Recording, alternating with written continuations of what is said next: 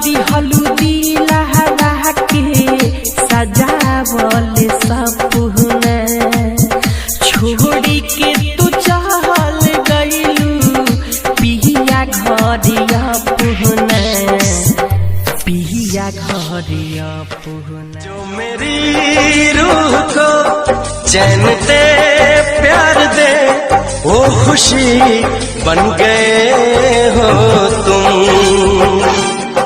जिंदगी बन गए हो तुम। दिहलू दिलहरा के सजावल सपना छोड़ी के तू चल गइलू पिया घरिया पुहना पिया घरिया पुहना। दीवाना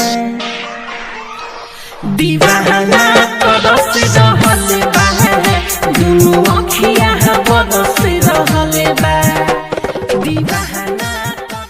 अगर आपको कोई ये बोले ना कि भूल जाओ मुझे तो यार उससे एक बात जरूर पूछना कि यार भूलने के लिए प्यार किया था क्या।